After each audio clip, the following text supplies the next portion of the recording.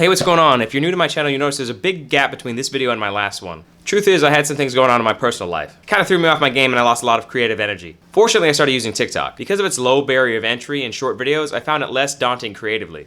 If you check out my TikTok, which is in the description below, you'll kind of get an idea what's been going on with me. Anyway, this video is something that I wanted to put out for a while, and I feel kind of bad to the person I recorded it with. She's a really great lady named Jennifer Waters. Miss Jen, as she's affectionately called by her students, is an entrepreneur, mother, and MMA fighter. I got the chance to talk to her about motherhood, running a business, and maintaining herself to have an MMA career. And check out my next video with Yang Gang member Paget Kagi. Lastly, don't forget to like, subscribe, and hit the notification bell. Now that I'm in a better mental space, I see myself being way more consistent. Anyway, thank you for listening, and I hope you enjoy my conversation with Jennifer Waters.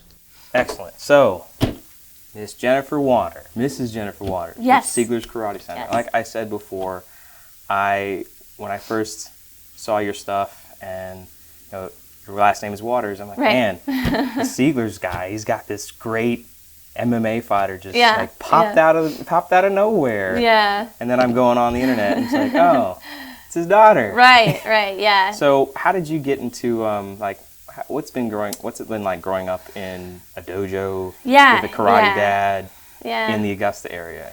So my dad came to the area right around 1982, and right when he came to the area, he took all his martial arts experience, his instructional experience, and he opened up a really small school. Met my mom shortly after, and then 5 years later, here I come. And so martial arts really has been part of my life. He's always had a school. Kind of started as a part-time thing for him, just trying to give back. And as I was growing up, it became more, of our life. And so I really just grew up inside a karate school. I mean, I remember after classes be over, I would be, throwing punches and kicks after the guys had already finished their classes, and I was always grappling different people, or they would let me spar and put gloves on, and I would come out and punch and kick at the adults and things. So for me, it's just a part of my life. It's been something I've always done, and of course my dad was teaching me martial arts at home too. So we were throwing punches and kicks, and he was teaching me how to move, and so a lot of things became very instinctual. I never had a choice whether or not I was going to do martial arts or not. I remember at like 12 years old, all my friends are getting into middle school sports or things like that, and I'm like, Dad, I want to do this, and I want to take a break from karate for a while. And he's like, well, you can take that break when you're 18 and you're out of the house. So that was kind of the end of that conversation. I'm so grateful that he didn't let me, because a lot of teenagers, they make stupid decisions because of their friends, instead of sticking to things that they're really good at. Right, and they lose that focus. Mm-hmm. Now, how did your dad get started in martial arts? Because they weren't really, at least karate wasn't really that big until like the UFC and martial arts, mixed martial arts in general started exploding. So he got started back in, I think the early 70s is when he first started.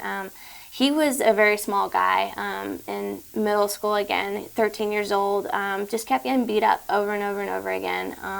His father had passed away when he was 10, so it was just him and his mom.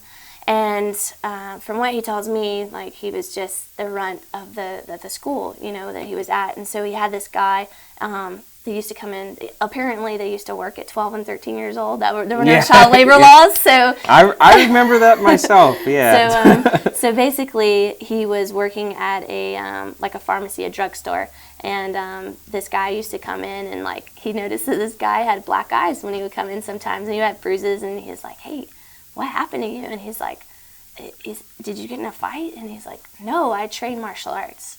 And so my dad was like, "So could you teach me?" And the guy was like, "No, I'm not the instructor, but my instructor is in a town that's 30 minutes away." And so my dad would save his money every week to be able to catch rides with people and pay for his martial arts classes. Oh, wow. So he was really committed to... He was super committed. And then, of course, the bullying still was occurring. And the cool thing about his story is that he didn't go in and beat up the bully with the martial arts moves that he learned. He still got beat up in the process, but he defended himself enough that bully never messed with him, and nobody else in the school ever messed with him again. So he took his training, and once he got that passion, just for learning the art, it gave him an outlet for all the other things that were going on in his life. It was the very stable thing in his life, and he's been doing it ever since. He's never stopped since he was 13. Oh, wow. So how old is your dad now? He's turning if 63. Oh, wow. I think 63 this 40 year. 40 plus years. 62. 62. Yeah. I don't know. Something like that. So born in 56. So whatever that math is. So that's a minute. Yeah, so he's been doing a long time. What style of karate does your dad and you, I would assume? Yeah, so the main style is called Kempo karate.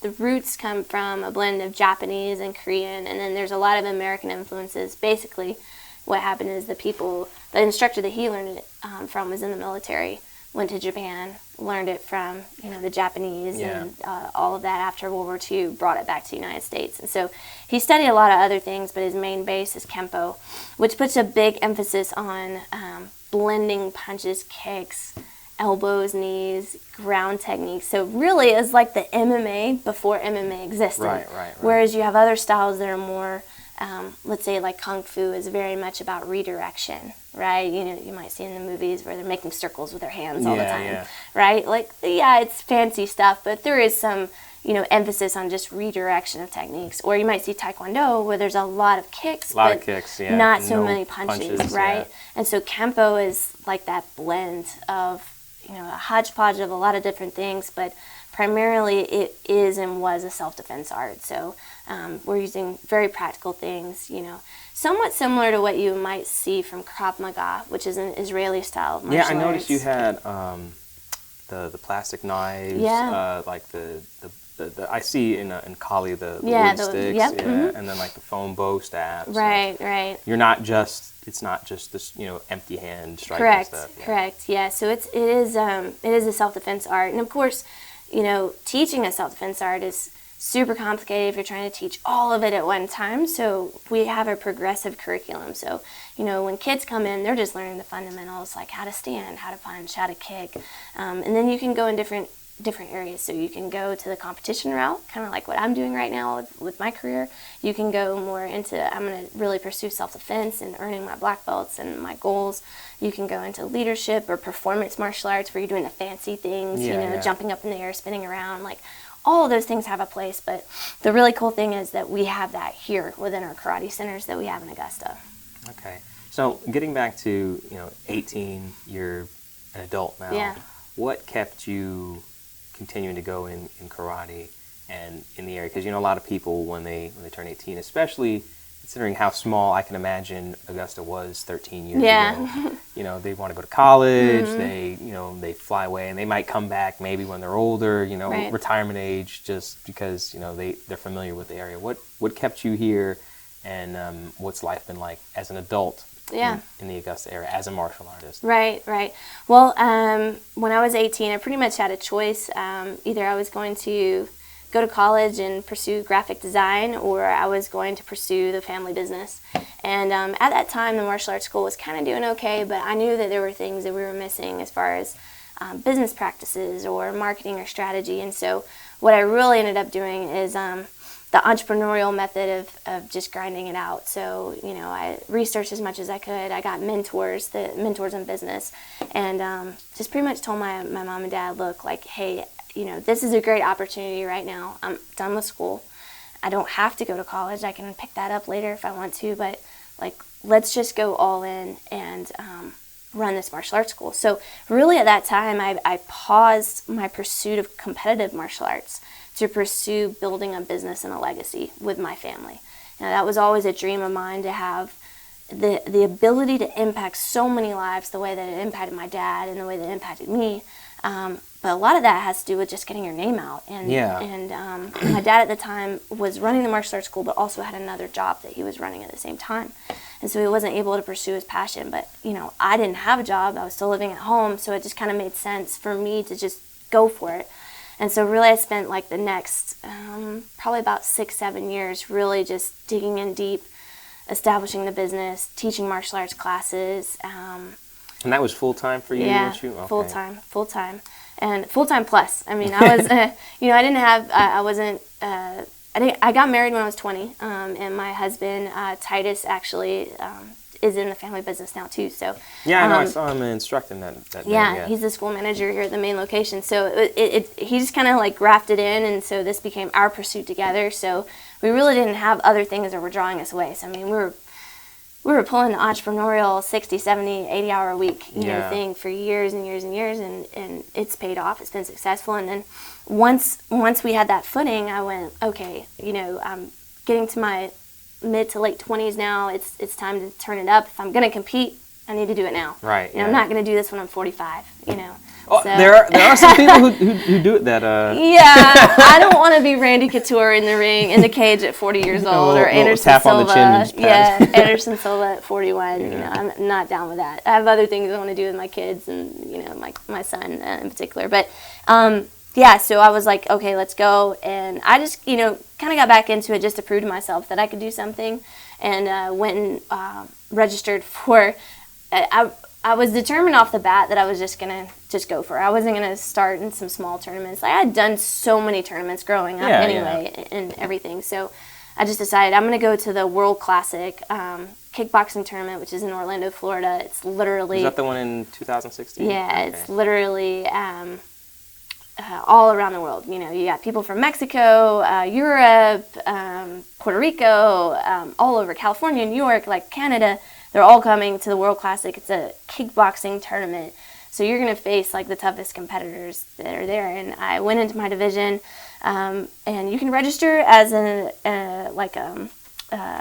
beginner, a novice, or you can register an open. Open means you can fight anybody with any experience. And I was warned by everybody, like, you've never done a kickboxing match, you've done point karate and all this kind of stuff, like, just go in novice. And I was like, no, I'm going in open. My dad was determined to tell them, look, she's going in open. You don't know what's going on with her. And so they were okay, but when she comes out and she gets beat up, don't come crying back to us. I mean, that's kind of what was told to us. And I went out and I just dominated all 3 rounds and brought back the belt. Who was your opponent in that one?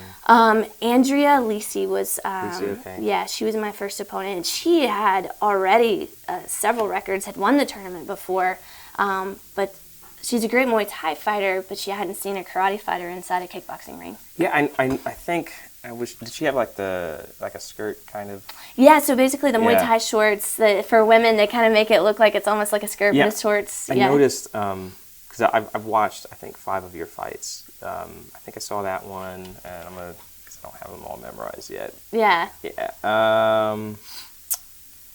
No, the one that you might be talking about is Araceli Valenzuela. Yeah. Okay, Araceli Valenzuela she was at the East Coast Classic, and I think that one was in 2017, if I remember correctly. Okay, yeah.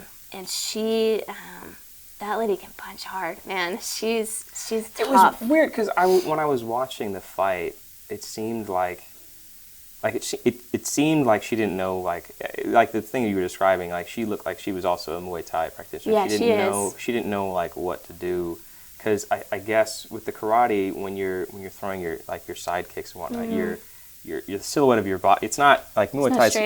It's a lot more square. So like you're getting a lot more distance between you and her, and she's kind of like right, kind of stuck. Yeah. Yeah, I noticed when I was watching all your fights, your cardio is really good compared to your opponents. Is that like something you incorporate a lot, or are you just gifted in? No. Actually, growing up as a kid, I suffered really bad from asthma. Me too, yeah. Yeah, and here in Augusta, if you know anything about Augusta, you know it's the pollen pit of the world. Pit, it's humid. Yeah, I mean, it's the worst for allergies. Like, it's the absolute worst. And so, man, I had asthma all the time, like the sports asthma, and just anytime I would do any kind of exercise, I would get asthma. And so something I've really worked on a lot has been that cardio because of it. So I ended up getting what's called an O2 trainer, which is essentially a mouthpiece that you put in, and it restricts your airflow. And so what it really does is it builds up your diaphragm. And a lot of times when you're having these asthma attacks, it's because your diaphragm isn't strong anyway because of the fact that you continuously have these battles with asthma. So it's kind of like it weakens it over and over. So it's really been, I've really seen great results with that. I'm not being paid by them. I'm just saying, it's really great results. But on top of that, it's just constantly working that conditioning. Because of my style, I'm very explosive. So I have to be able to rely on that and be able to move, Keep your energy level up. Yeah. So when did you make the move from kickboxing to MMA, incorporating the grappling? When did you start doing that? Yeah, so a lot of people don't know, but my dad is a Brazilian Jiu-Jitsu black belt under Carlos Machado and Machado Jiu-Jitsu. And those people who do know about Jiu-Jitsu, the Gracies are the ones who brought it from Brazil to the United States. And the Machados are their cousins. So they were all growing up together. And so my dad is a black belt under Carlos Machado. I've been training in jiu-jitsu since I was about 10 years old. And on and off, since being an adult, being in regular gi jiu-jitsu classes, but I'm ranked as a 4th degree blue belt. In Brazilian Jiu-Jitsu, I used to compete in Jiu-Jitsu tournaments. So the ground aspect isn't new to me, which I think a lot of people underestimated that aspect, just thinking, okay, she can kickbox, but she doesn't know about the ground. So it wasn't a huge transition. The biggest transition for me has been developing the wrestling techniques in between, because that is one part of the style. Although I had the judo throws and the jiu-jitsu takedowns. I saw in one of your fights you did a harai goshi, and you straight hip throw over your. Yeah, it was really good. I was like, oh snap, she knows what she's doing. Yeah. Yeah, so I have that background, and that's like very second nature to me. But within the last few years, I've started really working with our wrestling coach, Dr. Dale Schmuck. He's an all-American wrestler that happened to be in the military, and retired here in Augusta, and teaches wrestling. A lot of people here in the Augusta community know who he is. He's coaches out at Augusta Prep as well. Okay. So he works with me one-on-one, and my wrestling has just gone through the roof since working with him. So I like incorporating that aspect into my game, because now I have like all 3 facets: the striking, the wrestling, the jiu-jitsu. But transitioning to MMA, I think that was 2017, maybe late 2017. I had actually, right after that fight with Araceli Valenzuela, within 6 weeks after that fight, I had an offer by USFFC. They don't exist anymore. That was their last kind of big hoorah, but they were having it in Spartanburg, South Carolina. And I was asked to go on the card against the really hard...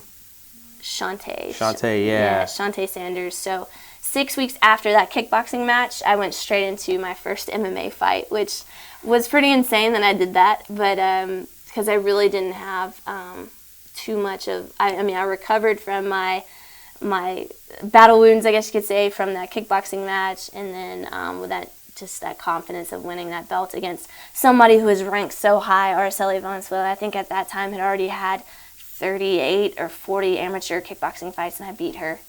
And so then I came into Shante Sanders, and Shante came out of Modern Warrior MMA in South Carolina, and those guys like Keith Richardson, he's a professional MMA fighter and was her coach, and so like he'd already been in several fights.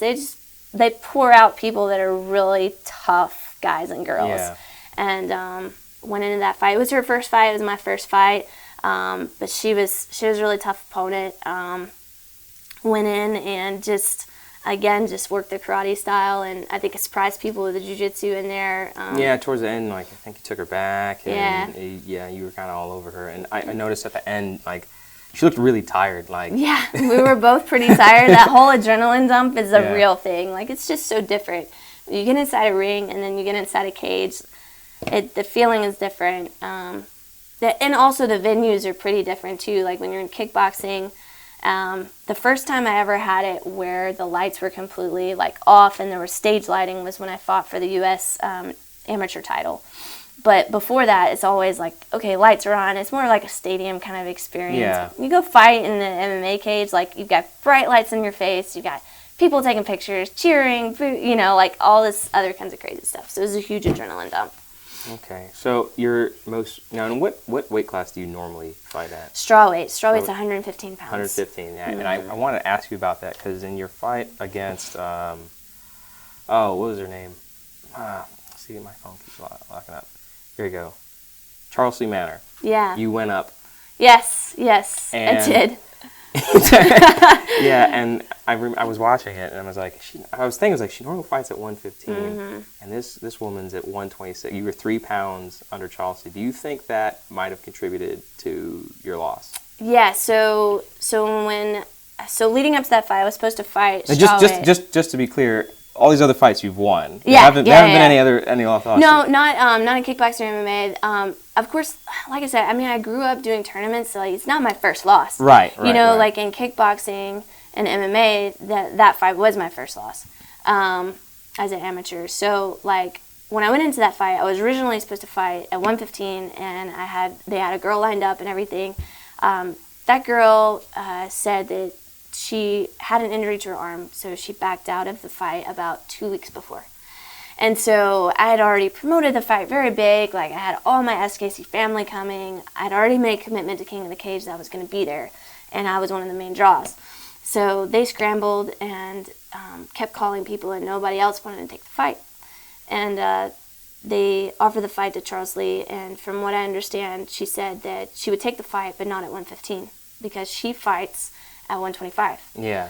So I walk, usually, like now I'm walking a little bit heavier. I walk around like 128, 130 now, and then I cut to 115. But at that point in time, I'd already started my weight cut. Yeah. So I was walking about 122-ish at that point in time. Yeah, when you were 123 at least, according to the video. So Yeah. So when you weigh in, typically you've dehydrated yourself. You're getting down to whatever that weight is, and then the hope is that you rehydrate, you gain back up, and that way you'll feel your normal, natural walking weight. There's so much to weight cutting. It's not really a fair thing. It is what it is. I went and I weighed in with all my clothes on and fully hydrated. I ate a lunch before I weighed in. Like, that was my true walking weight. Yeah. You know, she had to go actually to the restroom and get weighed in because she had to strip down. Yeah. So like she was just barely making it. And then the fight ended up being canceled that night because of the rain and the thunder, and it was outside. So then wasn't sure if we were going to get the fight the next day. And you just bumped it up, so you didn't really have as much time to fully... Yeah, and on top of that, she fights in a heavier weight class anyway. So really, as far as muscle strength, all those other kinds of things. I noticed that she had that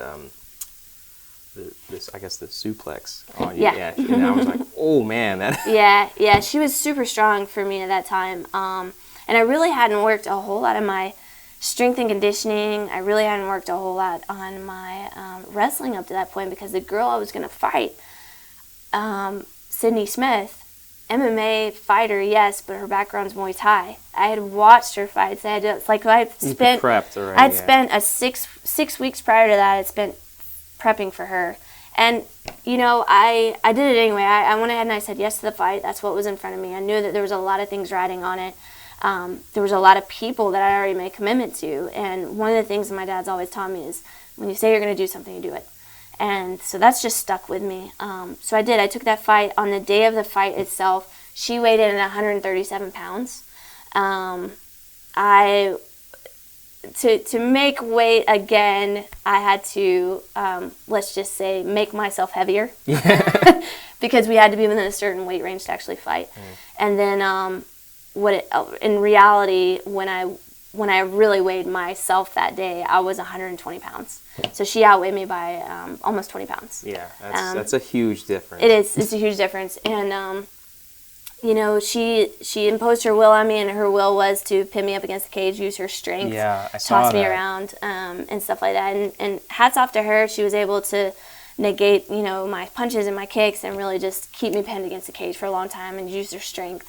And at that time, I just couldn't match her strength. So she won by TKO stoppage. She got me in the mount. I couldn't get her off of me at that point in time. Hats off to her and everything. And it's taught me a lot. I'm going to stay in my weight class for now. Because I saw that. I'm like, man, because if you're fighting at 125, someone's going to be cutting from like 140, 130. Yeah. And I was like, ooh. Yeah. Just doing my research, I was like, man, that's brave. Yeah, our bone structure was even very different. I mean, you can look at my forearms, you look at her forearms, and that's why weight classes are invented. You know, it's just you want to have a somewhat fair, even playing ground and stuff. I'm just, at this point in time where I'm at, I'm just not built to go to that weight division. Maybe one day. I don't know. I'll think really heavy thoughts.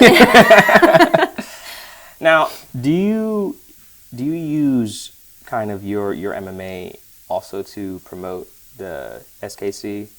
And because I was just thinking, like, you know, you have across the country, there's a lot of karate dojos, right. Mick dojos. Yeah. You know, obviously, if you're actually titled, if you're actually fighting and winning, you know, that definitely gives way more legitimacy to Sieglers versus, you know, the average karate studio in America. Right.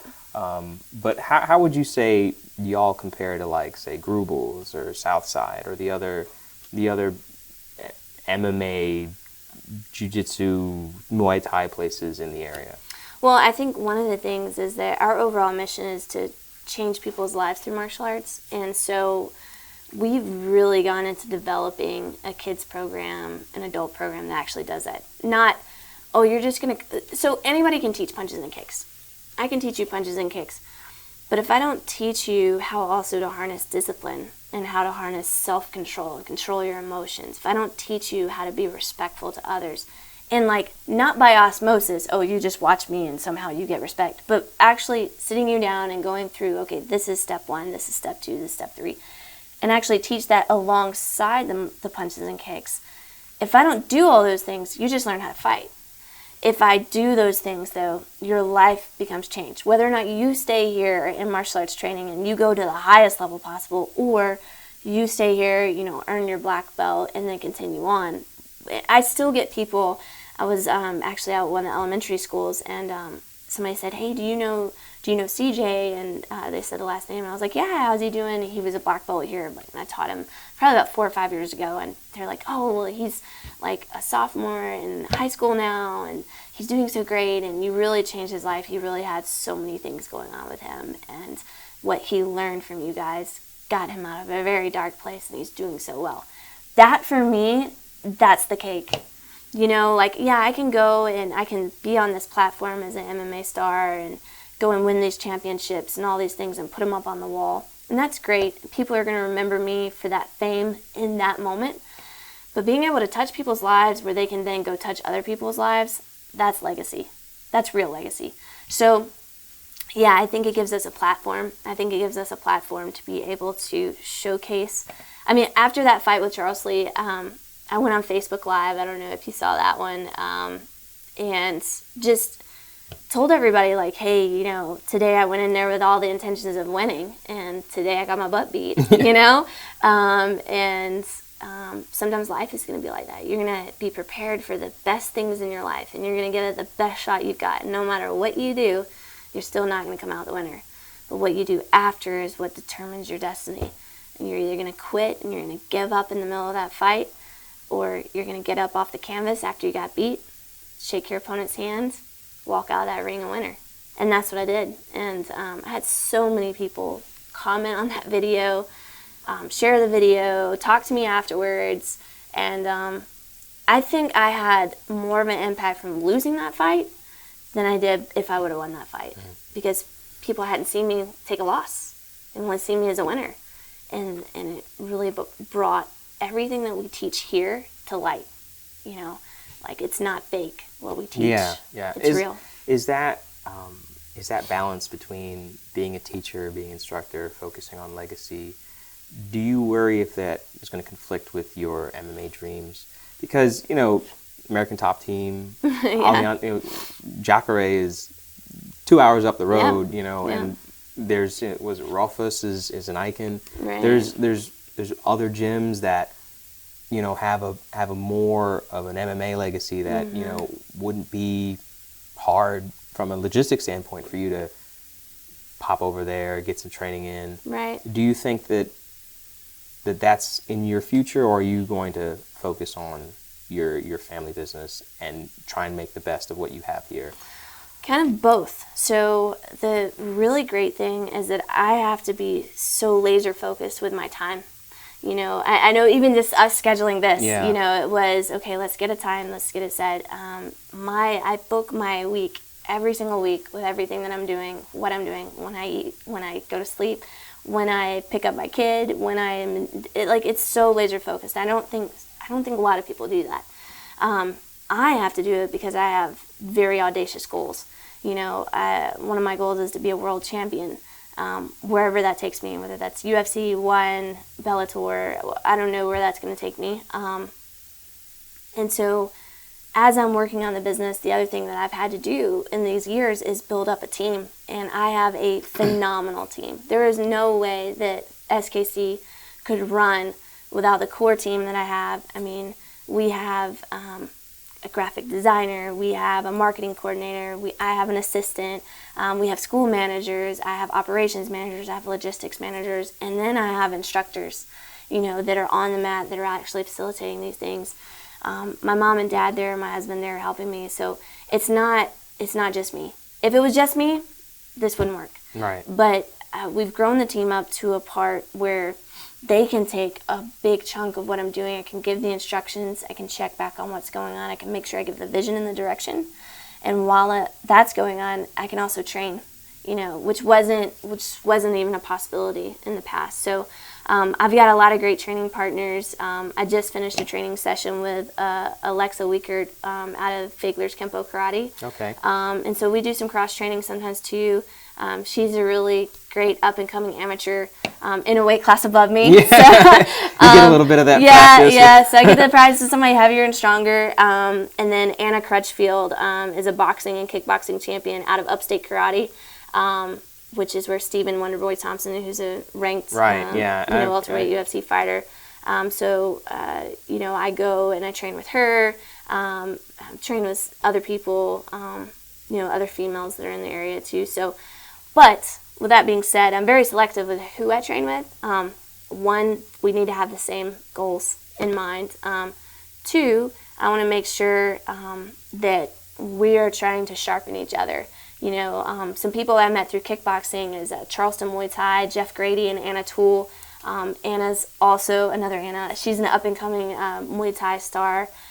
So I'm getting the best of all the worlds possible with cross-training. And then my dad, just trains the crap out of me. So, and then I have a strength and conditioning coach, Demetrius Jones, out of Demetrius Jones Personal Fitness. And he also works with many MMA fighters in the area, so I think we've really got our bases covered. But it is a very laser-focused journey, and if I'm haphazard about it, none of the above is going to happen. It's not going to happen. Now, you're also a mom too. Yes. With all this going on, the family business, MMA fighting. I saw the video that you and your husband posted about how y'all went about adopting Beckett. Yeah. How has that been? Is it where I don't remember exactly, but where did you adopt him from? From China. From China. Yeah. Okay. So how has that been like? Because Augusta is in the South. Yeah. This white couple walking around with this little Chinese baby. Yeah. People are like, what's.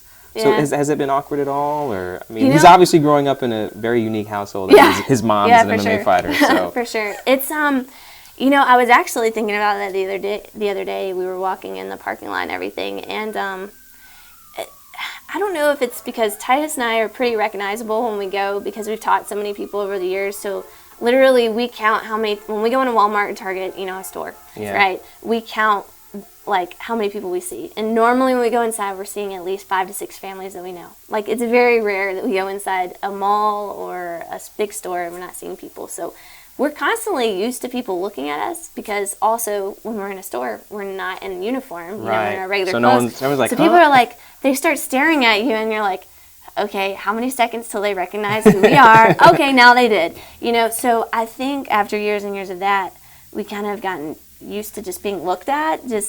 So when people look at Beckett and us together, I think sometimes it is there how is that? Is she the mom? Is she the babysitter? What maybe from they're previous looking. marriage. Yeah, how does that work kind of thing. And honestly, right now it doesn't bother me. And he's going to have questions as he gets older. And, even now, him being 4 years old, we're trying very much to incorporate, we'll show him pictures from when he was in China and things like that and talk about his China mom, and which was his foster mom, and try to incorporate those things and all that. So we talk about his China mama and how, mom came over to get him with Baba, which is dad, and Mandarin and all that. So as he gets older, it's not like we're hiding anything about his adoption or all that. And I know he's going to have questions. I know there's going to be things that come up with race, and that's one thing I'm so grateful for my parents for having the martial arts school as I was growing up, because and with Fort Gordon being here, there's so many people in the military, so I was exposed to so many different races and nationalities, and with martial arts, it's something that people from all over the United States want to do. So, you know, one of my best friends growing up was Mexican. You know, I had Italian friends. I had, you know, African-American friends. I had, like, I had Indian friends. They were from India, you know? Like, I had all this exposure. I never grew up with that racial prejudice, like, oh, they're black, I don't mix with them, or oh, they're Asian, like, they do their, like, it was never that way for me, and I think that's why it's very easy for me to see Beckett as just a child, and not a Chinese child, and it's very hard for me when other people are looking and go, oh, he's Chinese, you know, or, you know, oh, he's black, she's white, you know, and that type of thing, like, that it's not something that I believe in. It's not something that I know it exists, and I know it's a thing, and hopefully through his story that can be something that we impact. You know, love is love. And, you know, it doesn't matter about your nationality or where you're from. Have you, because I'm my hometown's Chinatown. I'm from Flushing, New York, and I speak Mandarin myself. That's awesome. Yeah, so you speak way more than I do. I was actually surprised that the Chinese community in Augusta's it's not huge. No, but it's here. It's there's like, you it's know. Here. So have you guys interacted with them at all? Yes. Okay. Yes. Actually, one of our kids that's a black belt. His mom, when she found out we were going over to China, one of the things that she did is she helped translate stuff for us. Oh, wow. Which was such a blessing. I see you're like, whoa. Such a blessing. Like, so we would show videos, because we would get videos and stuff before we went over, and after we got back, so they keep like a diary of your child from the time that they're born until the time you adopt them. They're required by law to like give updates, and it's all in Mandarin now. So a lot of people are coming back and going, hey, this is a great book, you know, and they're paying however much money to translate it. It may not be right.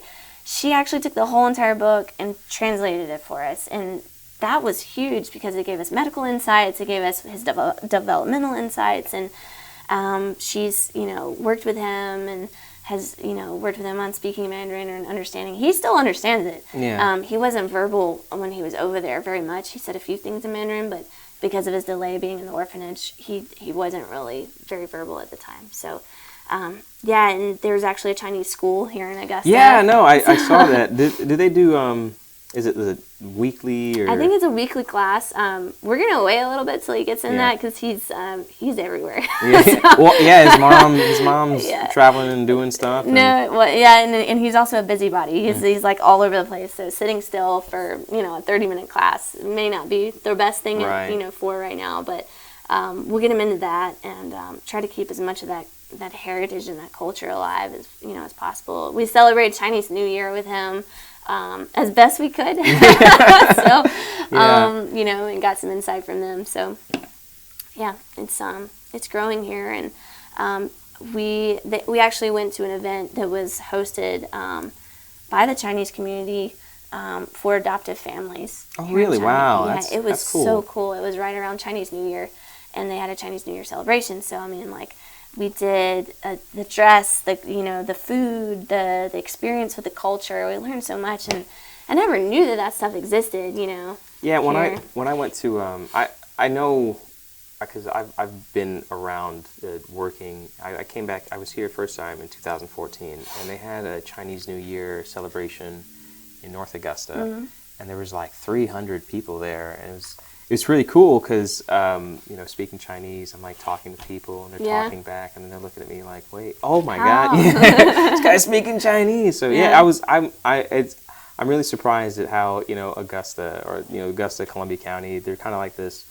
melting pot in the middle of, you know, kind of nowhere. I think we're really fortunate, you know, and Atlanta's this huge city, you know, comparatively, you know, it's one of the biggest cities in the South, and Augusta is the next biggest city in Georgia, comparatively. But I think with Atlanta, you've got that whole city vibe going on, and everybody's so busy. And when you come here, it's just a little step down. It's not small town slow, but it's one step below that. Right. And I think that's very attractive for a lot of people.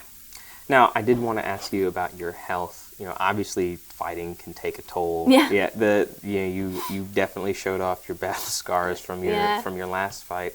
How do you like your diet, your health and fitness? How do you do that to maintain, especially with a lot of the things coming out with, you know, CTE and the dangers, getting, you know, your bell rung, Right. you know, and being a mom, you know, obviously you don't want it, your kid's going to be like, why is mommy's face purple? Right, yeah.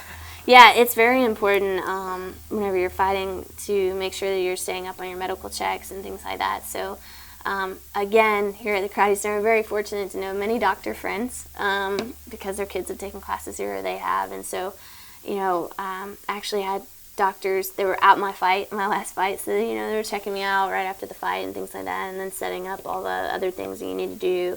I did have a concussion after my last fight, so I had to take it really easy for about the first, 6 weeks or so and work myself back into it.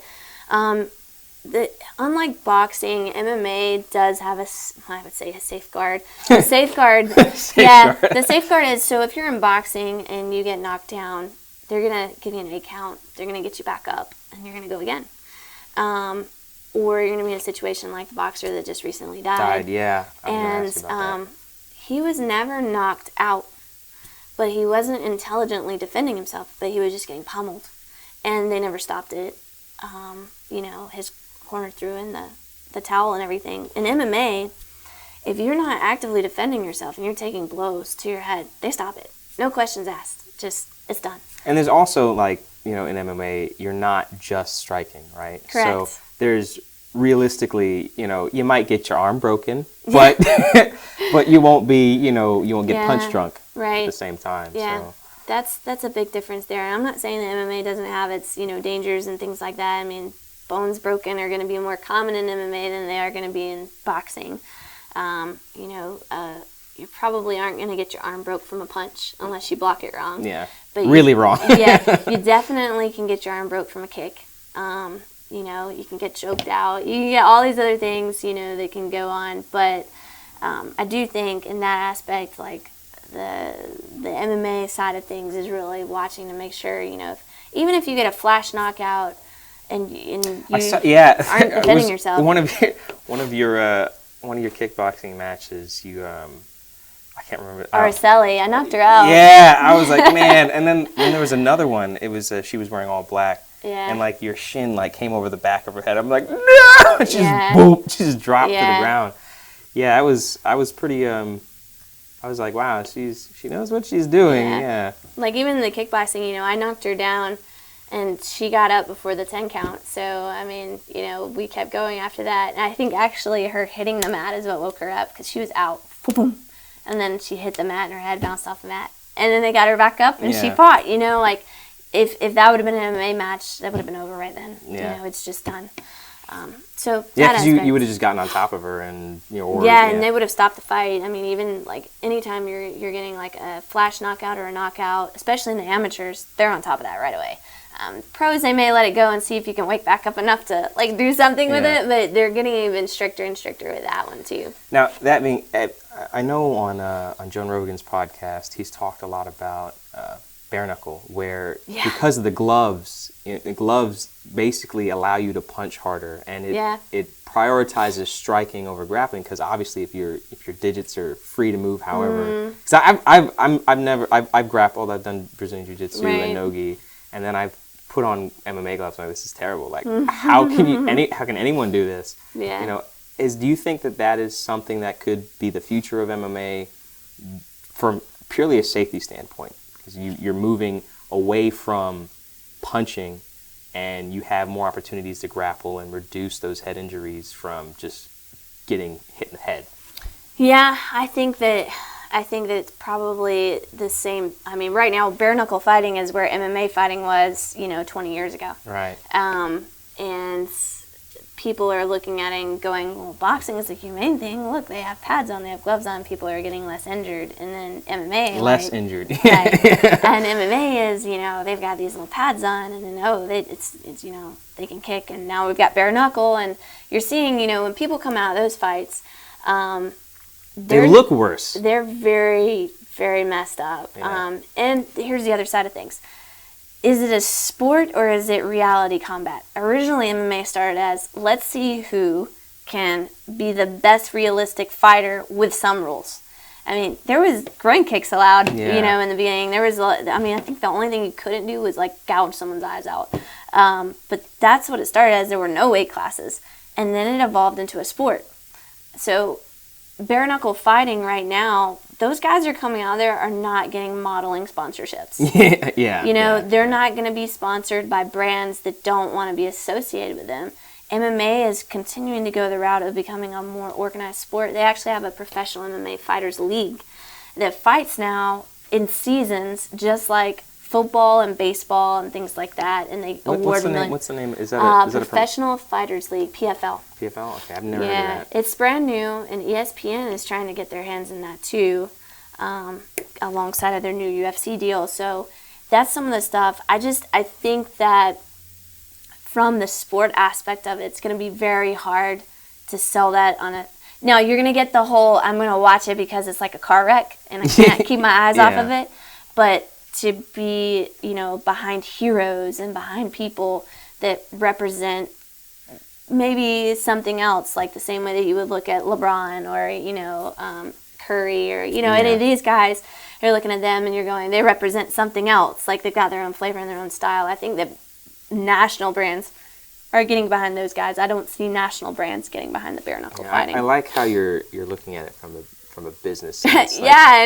Even though bare knuckle might theoretically be safer, sure. Yeah, you're also if your fighters look like they put a cheese grater to their face. Yeah, like the championship match that happened not too long ago. Those guys looked awful, so here's the other thing: life of the fighter. So you think about the life of the fighter, the career life of the fighter is what I'm talking about. So if you look at a boxer and you look at an MMA fighter, life of fighting is very similar. Okay, so you can have a boxer, and now we're seeing this with MMA, but you could have a boxer start at 7 years old, right? And he does amateur boxing, and he keeps going. He can keep doing that until whenever he wants to retire. And you're seeing that with MMA. You're not going to have bare knuckle fighters that are starting at 7 years old and going until 40 years old. Their bodies can't take that. Your body's not meant to take that. I mean, you're literally going into battle, like old school, ancient warrior style battle, just saying, I'm not going to kill you. Like, that's the end of it. Like, you can't sustain that over and over and over again. It's your lifetime expectancy in that career is very short. Yeah. Now, with that being said, do you think that with people who want to have that longer longevity, and with you that like performance enhancing drugs, you have things like John Jones, Peeing Hot, Chris Cyborg. She just had that that little spat with Dana White.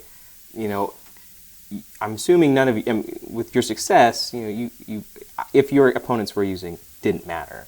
Yeah, and amateurs, they don't actually test for that stuff. Really? No, That's crazy. No, so amateur fighting is it's regulated. Wild West. Yeah, it's regulated, but it is a little bit more Wild West. And really, I think it's, to be honest, it's to weed out the weak. It's to weed out the people that are just the weekend warriors. I'm gonna go fight an MMA fight, man. And then you get up to the professionals, and the professionals where you're, doing your drug tests. You get into organizations like the UFC or ONE or Bellator, and you're doing random drug tests, and you're doing things like that. And there's a lot of people like TJ Dillashaw got caught, and got stripped and had this great, wonderful career in front of him and did something stupid. Like, I get that you want to be on the top of your game, and sure, is it not fair if someone else is using and they're using, they just haven't been caught? Sure, it's not fair. You're taking that risk when you get in there, though, and do you want to risk your own career for a temporary gain, or are you willing to go, okay, my technique and my strength, I'm going to give it my all, but just me, not something else on top of that. Right. And a lot of people don't have the integrity to do that. They just don't. Okay. Well, Mrs. Waters, Miss Jen, I think that's it. I Awesome. really appreciate you taking the time out of your day. Yeah, it's been a great talk. Yeah, no, it was really good. Not gonna lie, I was a little nervous coming here because you're the first person I kind of like I hadn't interacted with before. Yeah, but, it felt real smooth. So Awesome. I appreciate you taking your time. Definitely. And hopefully we'll run into each other around the area. Yep, sounds good. Awesome.